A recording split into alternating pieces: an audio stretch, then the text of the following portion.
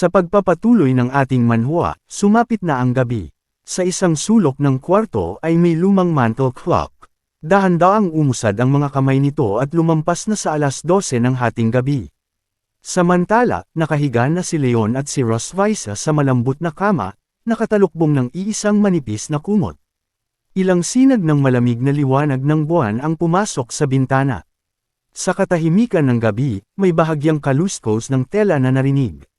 Biglang nagmulat ng mata si Leon. Mabilis kumurap ang kanyang mga pilikmata habang malakas na tumibok ang kanyang dibdib. Sa gilid ng kanyang paningin, nakita niyang si Rosvisa ay dahan-daang tumagilid at unti-unting lumapit sa kanya. Ano kaya ang binabalak ni Rosvisa sa ganitong oras? Nalito si Leon. Sandali pa nga ay naisip niyang baka may kakaibang mahika na naman itong ginamit sa kanya. Habang naguguluhan siya, marahang bumulong si Rosvisa sa kanyang tainga. Malambot at maingat ang kanyang boses. Leon, tulog ka na ba? Nagpanggap si Leon na mahimbing ang tulog. Mariin niyang ipinikit ang kanyang mga mata. Naalala niya ang ilang kakaibang kilos ni Rosvisa noon. Tahimik siyang napabuntong hininga at nagpasya na sumabay muna sa laro nito para malaman kung ano talaga ang plano nito. Makalipas ang ilang sandali, mahina siyang umungol na parang talagang tulog at parang nahulog sa isang kakaibang panaginip. Nang marinig iyon ni Rosvisa, bahagyang ngumiti ito. Umangat ng kaunti ang sulok ng kanyang mga mata habang lalo pa siyang lumapit at marahang bumulong. Mukhang gumana ulit. Sa labas ay kalmado si Leon, ngunit sa isip niya ay para siyang tusong demonyong nakataas ang kilay at may ngiting mapanlinlang. Sa loob-loob niya, sinabi niya, bata ka pa para sa ganitong panlilinlang. Ang isang katulad kong Dragon Slayer ay hindi basta-bastang madadala sa ganitong panlilinlang. Kung gusto mong maglaro ng ganito, sasabayan kita. Ngunit biglang nagbago ang aura ni Rosvisa. Ang kanina niyang mapaglarong ugali ay napalitan ng kaba at pag-aalala. Mahina at nanginginig ang kanyang boses nang muli siyang magsalita. Leon, yung pangako mo sa kapatid ko na paprotektahan mo ako, totoo ba iyon? Nagpanggap pa ring tulog si Leon, ngunit malinaw at matatag ang kanyang sagot. Oo, totoo iyon. Paprotektahan kita sa lahat ng kaya ko, kahit kapalit pa nito ang buhay ko. Biglang natahimik si Rosvisa. Pagkalabas ng mga salitang iyon mula sa bibig ni Leon, agad na namula ang kanyang pisngi. Sa kanyang mga mata ay may halong gulat, saya, at pag-asa. Mahina siyang nagbulong sa sarili. Totoo bang nagmamalasakit si Leon sa akin? Pagkaraan ng ilang sandali, muli siyang nagsalita. Maingat at marupok ang tanong niya. Pero, magkaaway tayo. Paano ka magkakaroon ng ganitong damdamin para sa isang kaaway nang hindi mo tinataksil ang sarili mong puso? Dahan-daang binuksan ni Leon ang isang mata. Malalim at seryoso ang kanyang boses. Sa puso ko, matagal na kitang kinilala bilang ina ng aking mga anak, matagal ko nang tinalikuran sa aking isipan na kaaway kita. Rosvisa, ikaw ang asawa ko. Matagal na kitang minamahal, handa kitang bantayan at samahan habang buhay. Para kay Rosvisa, parang kulog ang mga salitang iyon. Biglang lumaki ang kanyang mga mata, parang hindi siya makapaniwala sa narinig niya. Samantala, nanatiling kalmado ang mukha ni Leon, ngunit sa loob niya ay nagdiriwang siya na parang nanalo sa isang matinding laban. Sa isip niya, napangiti siya. Namumula na siya ngayon, hindi ba? Nahihiya na rin, ngunit mukhang hindi pa tapos ang gabing iyon. Sa isip ni Leon, para siyang isang tusong tagapayo ng reyna na may hawak na maliit na ruler. Parang nakataas ang kilay niya habang sinasabi kay Rosvisa, mahal na reyna, kailangan mo pa bang turuan ng iyong guro kung paano dein ng isang sinumpaang kaaway? Natigilan si Rosvisa sa mga sinabi ni Leon. Matagal bago siya muling nakapag-isip ng maayos. Dahan-dahan niyang itinaas ang ulo. Ang kanyang mga matang kulay ube ay puno ng pag-asa ngunit may halong kaba. Namumula pa rin ang kanyang pisngi nang marahan siyang magtanong. Kailan nagsimulang magbago ang nararamdaman mo para sa akin? Sa kabila ng paulit-ulit niyang pagtatanong, mas lalo lamang lumalim ang ngiti sa labi ni Leon, kahit hindi ito nakikita. Nananatili siyang nakapikit at tila walang pakialam ang tono ng kanyang boses. Matagal na, nang marinig iyon, nag-isip si Rosvisa. Maingat ang kanyang boses habang nagtatanong. Gaano katagal ang sinasabi mong matagal? Noong nag-date tayo sa Sky Citadel. Mahina lang ang sagot ni Leon. Hindi pa rin sumuko si Rosvisa. Kung ganoon, noong nasa hot spring tayo, nanatiling kalmado ang boses ni Leon. Hindi rin. Habang naririnig ang mga sagot niya, napahigpit ang kamao ni Rosviza. Namumutla na ang kanyang mga daliri sa higpit ng pagkakahawak. Nagsisimula na siyang mainip at balak na niyang pilitin si Leon na sagutin kung kailan talaga. Biglang napunta ang tingin niya sa lumang mantle clock sa sulok ng kwarto. Nanlaki ang kanyang mga mata. Nakatitig siya sa orasan habang mabilis na umiikot ang kanyang isip. Tapos na ang huling truth or dare bandang 2:30 ng madaling araw. Natapos iyon bandang 2:21. Pero ngayon, 2:23 na. Ibig sabihin, 2 minuto na siyang nagtatanong. At patuloy pa ring sumasagot si Leon. Biglang dumating ang matinding realization kay Rosviza. Ibig sabihin, simula pa lang ay gising na ang lalaking ito at nagpapanggap lang na tulog. Kinagat niya ang kanyang ibabang labi sa inis. Kung ganoon, sasabayan ko rin ang laro mo.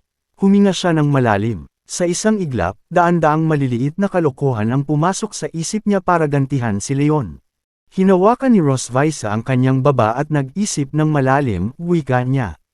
Sige, dahil nakikipaglokohan ka, sasabayan kita. Pero ano kanyang magandang gawin sa loko-lokong ito? Nagsimula ba yun pagkatapos ng pure intent? Pinilit pa ring magpanggap ni Leon. Mula sa kanyang lalamunan ay lumabas ang isang maikling sagot. Hindi. Nang makita ang reaksyon niya, nagkunwari si Rosviza na nalulungkot. Sayang naman. Akala ko dahil yun sa bunny girl outfit. Pagkatapos ay ibinigay niya ang pinakamalakas na patama. May halong kunwaring panghihinayang ang kanyang boses habang nagsasalita. Balak ko pa naman sanang isuot bukas ng umaga ang bunny girl outfit para sorpresahin ka.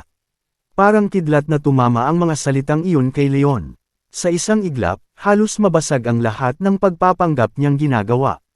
Naging alerto ang buong katawan niya. Parang tumutok ang lahat ng atensyon niya sa mga sinabi ni Rosviza, at biglang sumabog ang matinding tuwa sa kanyang dibdib. Sa isip niya, mabilis na tumakbo ang imahinasyon.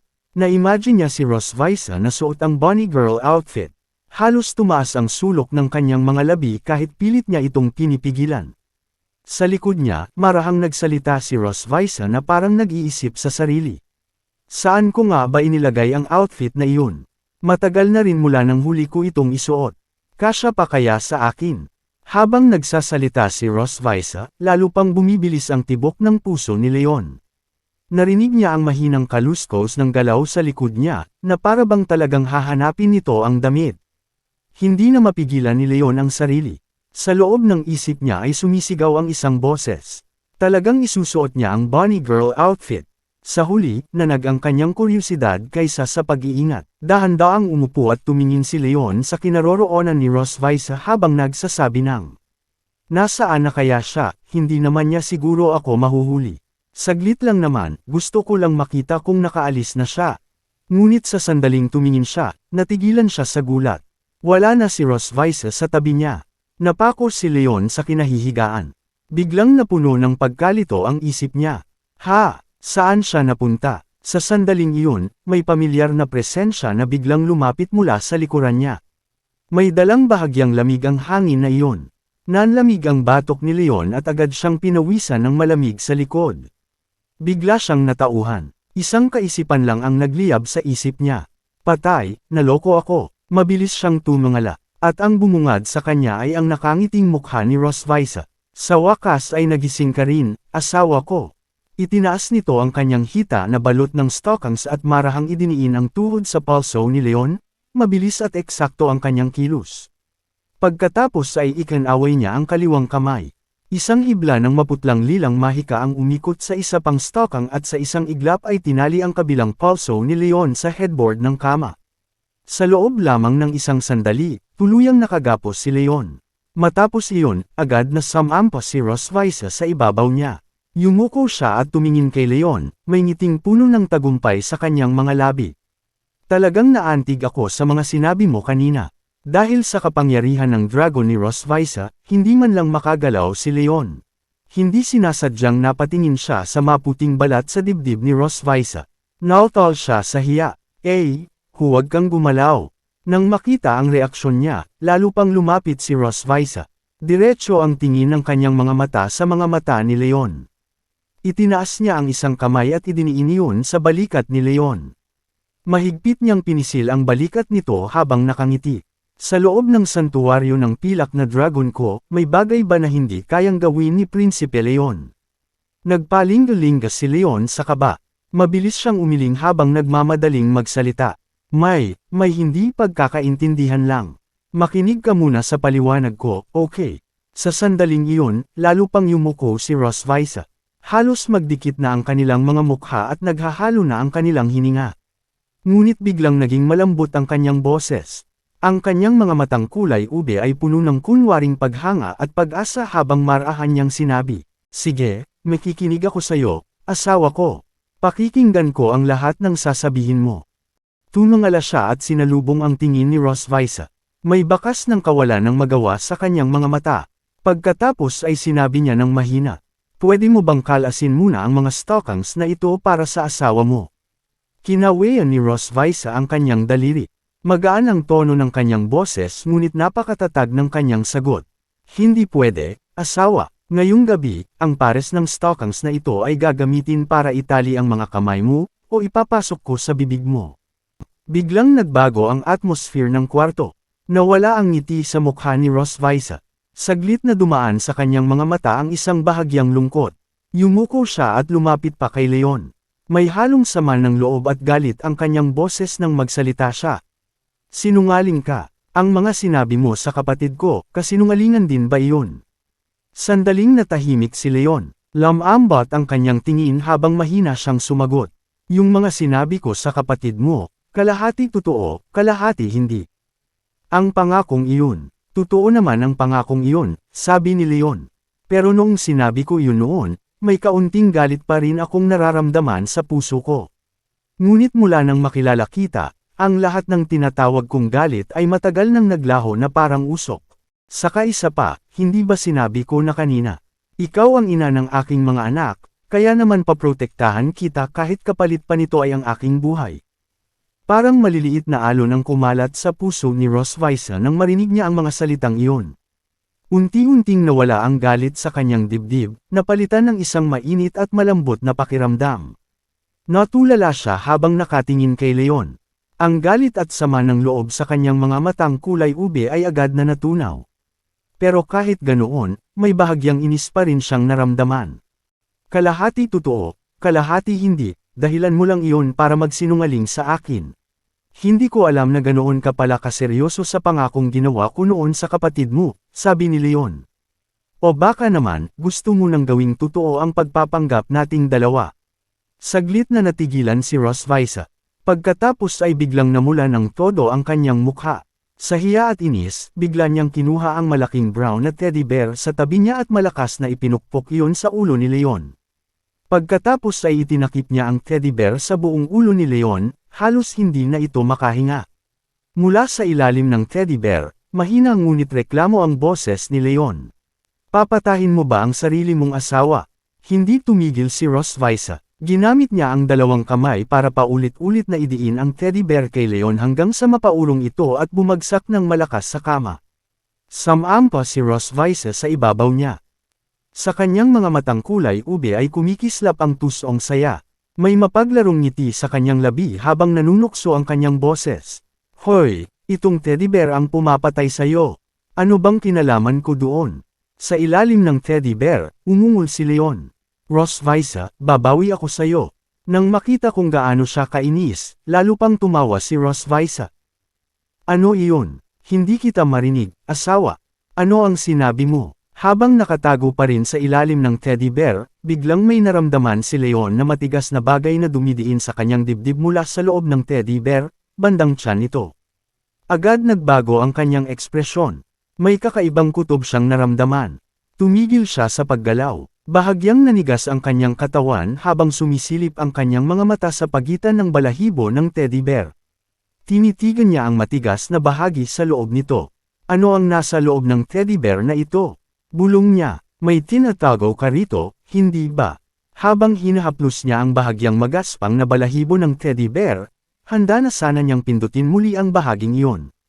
Ngunit sa isang iglap, ginamit niya ang lakas ng kanyang katawan at mabilis na hinublat ang teddy bear mula sa ulo niya, niyakap ito ng mahigpit sa kanyang dibdib. Nanlaki ang mga mata ni Rosvisa. Isauli mo agad ang teddy bear. Sigaw niya, nanginginig sa gulat ang boses. Agad siyang sumugod kay Leon para bawiin ang teddy bear. Ngunit mabilis na umiwas si Leon sa gilid, hindi niya ito naabot. Mahigpit na yakap ni Leon ang malaking brown na teddy bear. May mapaglarong ngiti sa kanyang labi habang puno ng kuryosidad ang kanyang mga mata. Masyado kang nagmamadali na bawiin ito, ibig sabihin may magandang bagay na nakatago dito, hindi ba? Namula ng todo ang mukha ni Rosvisa, halo ng hiya at galit. Hindi, walang laman iyan. Wala talagang laman. Itinaas ni Leon ang kilay niya at lalo pang niyakap ang teddy bear. Marahan niyang tinapik ang tiyan nito, at muling naramdaman ang matigas na bagay sa loob. May bahid ng pang-aasar ang kanyang boses. Kung ganoon, kailangan ko lang malaman kung anong nakakahiyang sikreto ang tinatago mo dito. Oops, sandali lang Lodi. Kaunting patalastas lang muna tayo. 15 seconds lang ito. Mga Lodi, flex ko lang itong damit na suot ko, napakaastig ng design, napakaangas patingnan. At saka murang-mura pa. Nasa description or comment section ang link ng store. Baka trip nyo lang naman. Salamat.